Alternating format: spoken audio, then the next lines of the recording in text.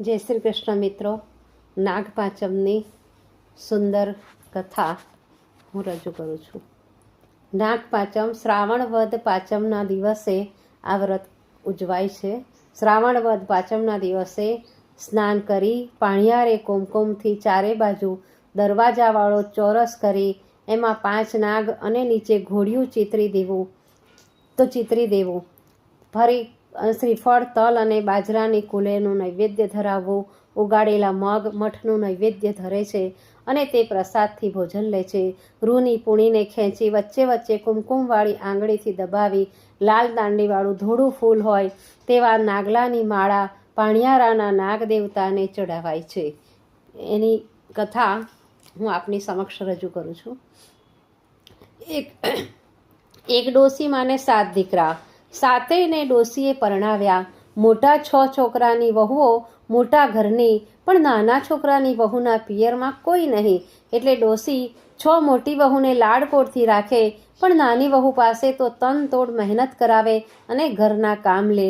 નાની વહુ ભલી ભોળી અને હૈયામનની હતી. તે કોઈ વાડ કોડ કે ફરિયાદ કર્યા વગર બધા જ કામ કરે. ડોસી તો ખવડાવવા પીવડાવવામાં પણ અને પહેરાવવા ઓઢાવવામાં પણ વળી વાંચકા રાખે. મોટી 6ને બધું સારું સારું અને નાનીને વધ્યું ઘટ્યું આપે. એક વખત નાની વહુને ડોશી કહે, ખીર કર. નાની વહુએ એવી સરસ ખીર બનાવી કે બધા આંગળા ચાટીને ખાઈ ગયા અને નાની વહુ માટે તો વાટકી પણ ન વધી અને પાછી તેને મોકલી વાસણ અને કપડાં ધોવા નદીએ. આખા દિવસના કામથી થાકેલી અને ભૂખી નાની વહુ આવી નદીએ. પેટમાં તો એવી ભૂખ કે કાળી લાય બળે, પણ કરે શું? એમાં એની નજર ખીરના તપેલા ઉપર પડી. તળિયે બળેલી ખીર ચોટી હતી. નાની વહુએ એના પોપડા ઉખાડી સાડલાએ બાંધ્યા અને લાગી કામ કરવા. એ નદી કાંઠે એ જ નદી કાંઠે એક સગર્ભા નાગણ પણ હતી. એને ખીર ખાવાના ઓરતા થયા. તે લપાતી છુપાતી નાની વહુ પાસે આવી અને સાડીના છેડે બાંધેલી બળેલી ખીરના પોપડા તે નાગણ ખાઈ ગઈ. નાગણ તો સડપ કરતી દેતી ઝાડ પાસેના પોતાના દરમાં સરકી ગઈ. નાની વહુએ બધું કામ પૂરું કર્યું એટલે ઝાડ નીચે બેઠી અને સાડીનો છેડો હાથમાં લેતા બોલી, લાવ રે, હવે બેઠા બેઠા ખીર ખાઉં. પણ છેડો તો છૂટેલો અને બરેઠાય ન મળે, અંદર બરેલા પોપડા પણ મળે નહીં. નાની વહુ બોલી, હશે બાઈ, કોઈ મારા જેવી ભૂખી દુખી હશે તે ખાઈ ગઈ. જેણે એ ખાધી એના પેટમાં એ ઠરજો. આ સાંભળતા નાગણને થયું, અરે આ તો ગાળો દેવાના બદલે પેટ ઠારવાની વાત કરે છે. બાઈ બિચારી ભલી લાગે છે, પણ છે ભૂખી અને સાથે દુખી. એટલે નાગણે માનવીનું રૂપ લીધું અને તે બોલી, બહેન, તારી ખીર મેં ખાધી છે. હું નાગદેવની પત્ની છું. મને ખીર ખાવાનું મન થયું હતું. હું ભૂખી હતી પણ દુઃખી નહોતી. કહે, તને શું દુઃખ છે? નાની વહુ બોલી, મને બીજું તો માડી કંઈ દુઃખ નથી, પરંતુ મારા પિયરમાં કોઈ નથી. મારે નથી રહ્યા બાપ કે નથી રહી મા કે નથી કોઈ ભાઈ. મારે નસીબે તો પિયરનો દરવાજો જ બંધ છે. નાગણ બોલી, તો દીકરી, એ દશા આજે તારી ઉઘડી ગઈ અને તારા માન વધી ગયા. એવું તું માન, હું તારી મા અને નાગદેવ તારા બાપ અને નાગલોકનો મહેલ એ તારું પિયર. તું ચાલી આવજે પિયર. તને ચડતા દિવસ લાગે છે? નાની વહુ બોલી, હા માં. નાગણે કહ્યું, તો કહેજે તારી સાસુને કે મારા પિયરિયાને સીમંત ભરવા બોલાવે. અમે વાંચતે ગાજતે આવીશું. નાની વહુનો હરખ તો માય નહીં. ઘેરે આવીને કહે, સાસુજી, મારા પિયરિયાને સીમંત ભરવા બોલાવો. સાસુ કહે, તારા પિયરમાંથી તો ભોજ્યો નાગ પણ નહીં આવે. નાની વહુ કહે, પણ તમે કાગળ તો લખો. ડોશીને થયું, લાવ લખું. દૂરનું કોઈ આવતું હોય તો 2 કોડી લાવતું હોય તો સુવાવડ કરવા, કાંઈ લઈ જતું હોય તો મારે તો માથાકૂટ ટળે. એણે લખ્યો કાગળ કે નાની વહુએ કાગળ નાગણને આપી આવી. શ્રીમંતનો દિવસ આવ્યો કે નાગરાજ અને નાગણ શેઠ શેઠાણી બનીને આવ્યા અને એટલી પહેરામણી કરી કે સોના રૂપાના દાગીના અને વસ્ત્રો આપ્યા. ને ડોશીની તો આંખો જ ફાટી ગઈ. એમને મન તો હવે નાની વહુના મૂલ મોટા થઈ ગયા. વળાવતા બોલ્યા, પિયર પધારો ને મારો વંશવેલો વધારી વહેલા પાછા વળજો. નાની વહુ નાગદેવ અને નાગદેવી પાછળ ચાલ્યા ગયા. ગામને પાદરે આવ્યા ને આવ્યો નદીનો ઊંડો ધરો. નાગદેવ બોલ્યા, દીકરી, તું ગભરાઈશ નહીં. અમે અમારું રૂપ લઈને આ ધરામાં સરકીએ છીએ. તું અમારી પાછળ ચાલી આવજે. નાગરાજ અને નાગણે મૂળ રૂપ લીધું અને પાણીમાં સરક્યા. નાની વહુ પણ પાણીમાં પડી કે પાણીમાં મારક થઈ ગયો અને પહોંચ્યા નાગલોકના મહેલમાં. શું ઝળહળે છે નાગદેવતાનો મહેલ! જ્યાં જુએ ત્યાં હીરા, મોતી, માણેક ને પરવાળા, સોના રૂપાના બાજટ, છત્રી, પલંગ, સોનાની સાંકળે, રૂપાના પાટનો હિંડોળો.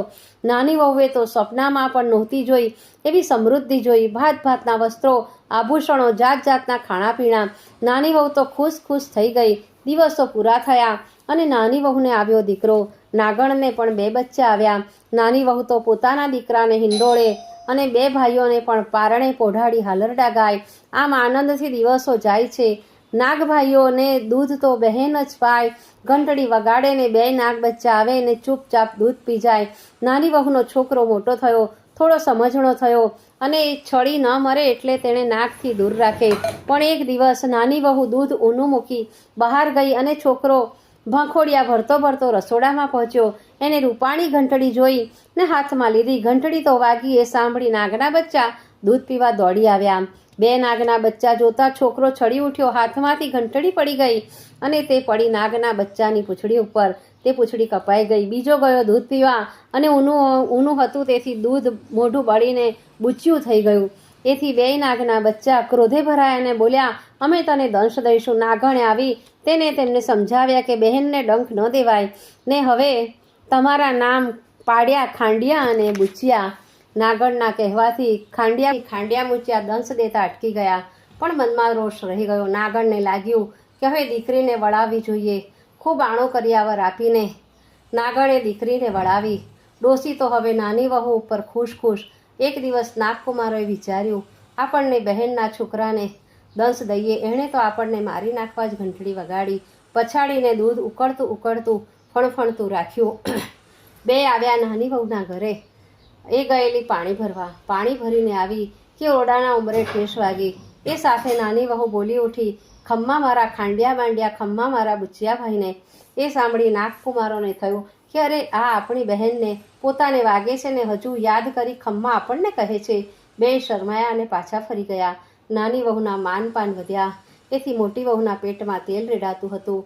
એ તો નાની વહુનો વાંક જોઈને બેસી રહેતી. એમાં એક દિવસ નાની વહુએ દૂધ ઢોળ્યું અને બીજી વહુએ બહેણું માર્યું. અહીં કંઈ તારા પિયરની જેમ ગાય ભેંસોનો વાડો નથી કે દૂધ ઢોળો છો. દૂધ ઢોળવું હોય તો તમારા પિયરાને કહો ગાય ભેંસો બંધાવે. નાની વહુને લાગી આવ્યું. તે બોલી, તો કરાવો તૈયાર વાડો. અને ઉપડી નાગલોકના નાગમહેલે નાગરાજ કહે, અરે તારા ઘરે વાડોય બંધાવો ને કહે તો ધણ પણ આપું.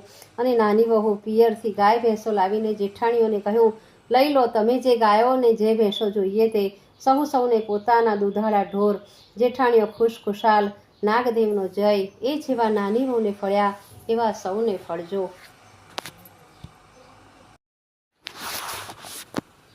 નાગણના કહેવાથી ખાંડિયા મૂચ્યા દંશ દેતા અટકી ગયા. પણ મનમાં રોષ રહી ગયો. નાગણને લાગ્યું કે હવે દીકરીને વળાવવી જોઈએ. ખૂબ આણો કર્યાવર આપીને નાગણે દીકરીને વળાવી. ડોસી તો હવે નાની વહુ ઉપર ખુશ.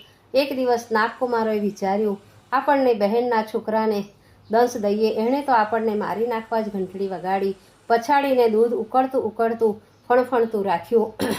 2 આવ્યા નાની વહુના ઘરે. એ ગયેલી પાણી ભરવા. પાણી ભરીને આવી કે ઓરડાના ઉંબરે ઠેસ વાગી.